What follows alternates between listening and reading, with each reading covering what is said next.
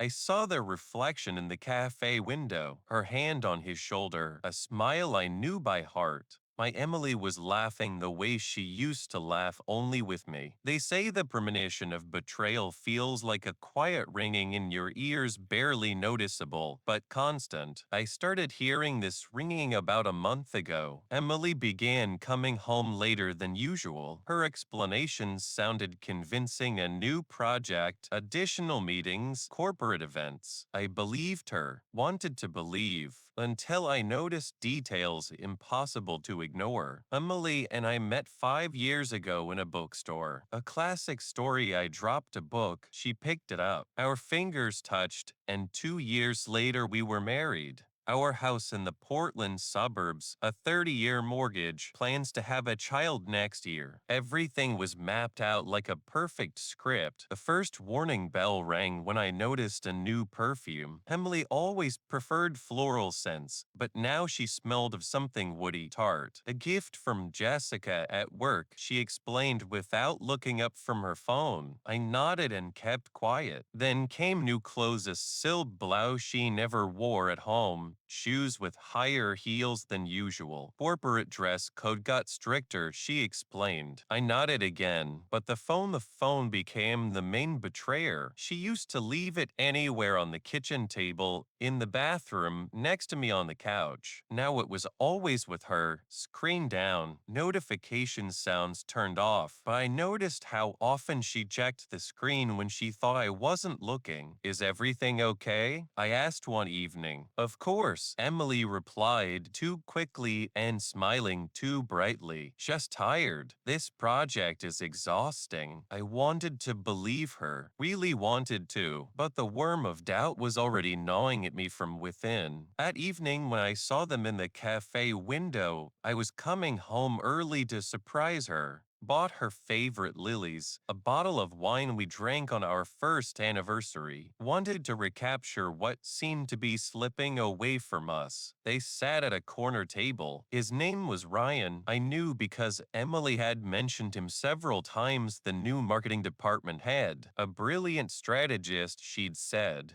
Now I understood there was more than professional admiration in her voice. I froze on the sidewalk, clutching the bouquet so tightly that thorns dug into my palm. A drop of blood fell on a white petal. They didn't see me, too absorbed in each other. I watched as she leaned closer, as his hand slid across the table, covering her fingers. I should have gone in, made a scene, shattered this perfect moment into pieces. Instead, I turned and went home, where I drank half a bottle of whiskey while looking at our wedding photos. Emily returned at 10:30, as promised in her message. Stayed late at work, she said, kissing my cheek. She smelled of wine and another man's cologne. How was your day? I asked, surprised by the calmness in my voice. The usual, lots of work. Did you eat dinner? An ordinary evening, ordinary questions. As if I hadn't seen what I'd seen. As if my world wasn't crumbling right now. No appetite, I replied. How's your new boss, Ryan, right? Still demanding overtime? She froze for a split second, so quickly that if I hadn't been watching her so carefully, I wouldn't have noticed. He's demanding but fair, she answered, looking away. Did I tell you about the presentation for clients next week? The whole team is working like crazy. The lies flowed so easily that I almost admired her ability to stay calm. Almost. For the next 3 days, I lived a double life. During the day, a loving husband. In the evening, a detective. I checked her email. The password was still our wedding date. Reviewed credit card statements. Even installed an app tracking her location. On Thursday, she said she had dinner with clients. The app showed she was at the Regency Hotel downtown. I sat in my car in the parking lot across the street, watching her enter the lobby. 20 minutes later, he appeared. That same Ryan, tall, in an expensive suit, with the confident walk of a man used to getting what he wants. I could have followed them, could have gone up and knocked on the door of the room they undoubtedly booked. Instead, I went home and started packing. When Emily returned at 11:40, I was sitting in the living room with a glass of whiskey. On the coffee table were printout screenshots of their messages I recovered from her phone backup, photos I took at the cafe, her card statement showing a purchase at a lingerie store on the day she was supposedly at a business lunch. "What's this?" she asked, freezing in the doorway. "Sit down," I suggested. "I think we need to talk about Ryan." Her face changed, first shock, then fear, and finally something like relief, as if part of her wanted to be exposed. "Jack, I can explain," she began. "Really?" I interrupted. "Because I've been trying to find an explanation for weeks, trying to understand what I did wrong, where I made a mistake, why you needed to look for someone else." "It's not that simple," she whispered, sinking into the chair across from me. "Actually, it's very simple," I replied. "You're sleeping with another man, lying to me every damn day." Tears streamed down her cheeks, smudging her mascara. Part of me still wanted to comfort her, wipe away those tears. 5 years don't disappear overnight, even when trust is destroyed. "I didn't plan this," she said. "It just happened. We were working late, and spare me the details." I cut her off. "How long?" "3 months," she admitted after a pause. 3 months.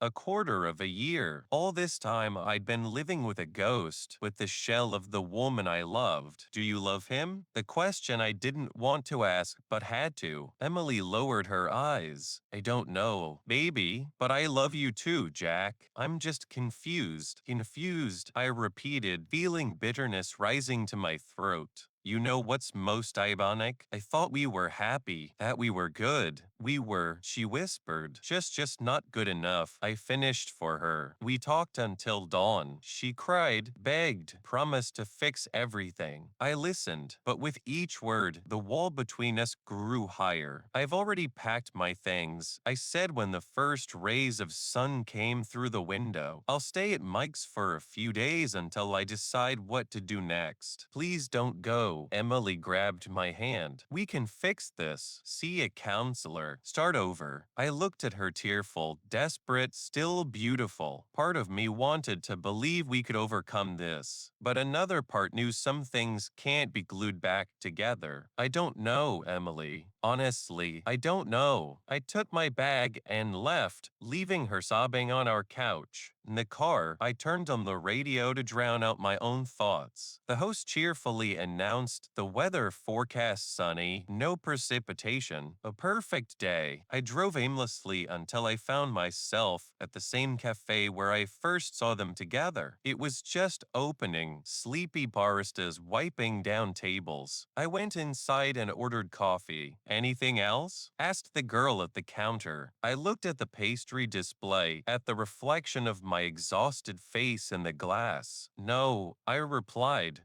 "Not yet." Sitting by the window with a cup of cooling coffee, I took out my phone and saw 6 missed calls from Emily and one message: "Please come home. I've cut all ties with him." I swear, I didn't know if I believed her, didn't know if it mattered. Didn't know if I wanted to save our marriage or let it go. All I knew for certain, the life I thought was real turned out to be an illusion. The phone vibrated again. This time, it wasn't Emily's number calling, but an unfamiliar one. I answered. "Jack Foster?" asked a male voice. "Yes, this is Ryan Clark.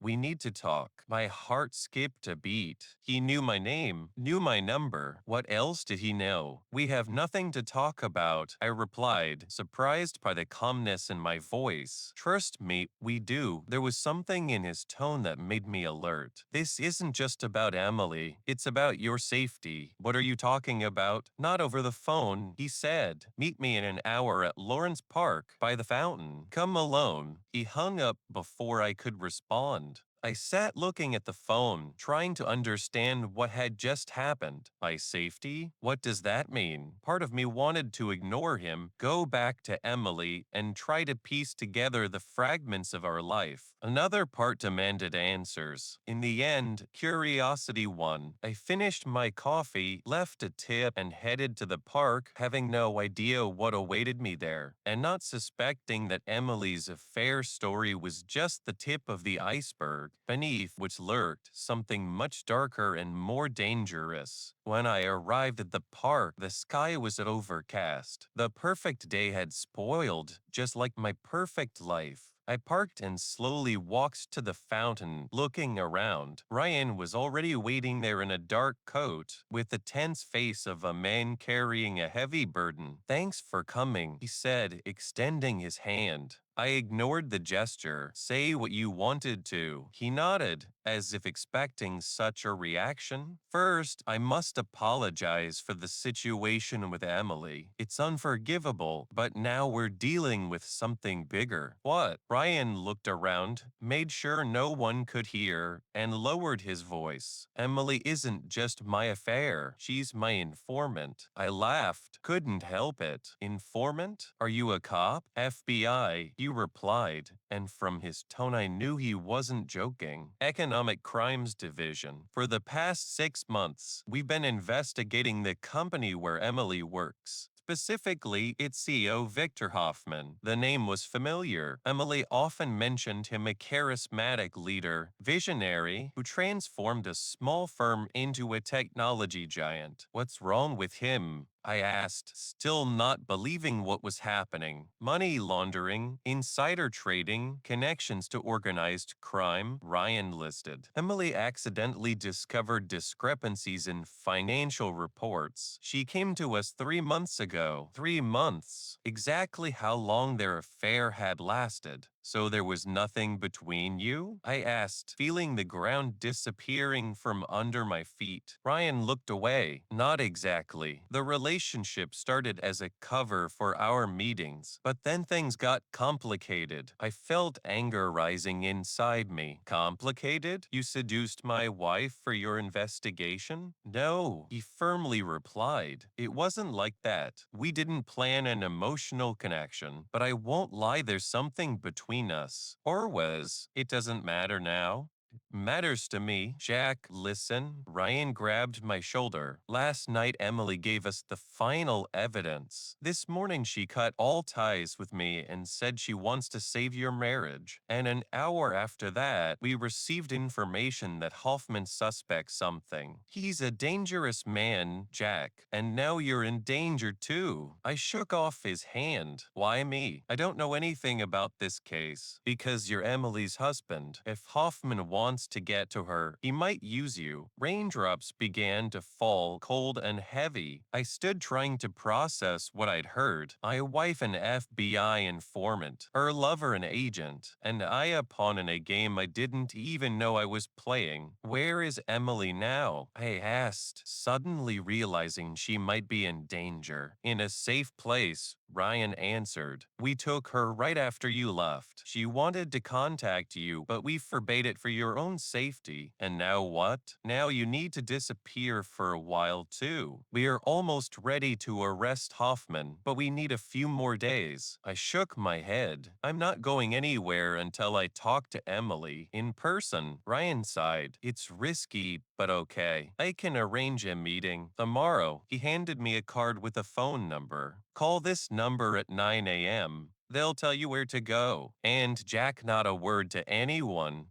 Not even family, not even friends. I took the card, feeling like a character in a cheap thriller. You know what's funny? I thought the worst thing that could happen was my wife's infidelity. Ryan smiled sadly. "Life is rarely as simple as we'd like it to be." He laughed, leaving me in the intensifying rain. I stood there, soaked to the skin, not knowing who to trust or what to do next. Returning to my car, I saw a note on the windshield held by the wiper. "Be careful. You are being watched. Emily's handwriting." I looked around but saw no one, just empty benches and rare passers-by hurrying to shelter from the rain. I got in the car, started the engine, and looked in the rearview mirror. A black sedan with tinted windows was parked 50 meters behind. I hadn't noticed it before. When I drove out of the parking lot, the sedan followed. The game had begun, and I had yet to learn the rules of this game.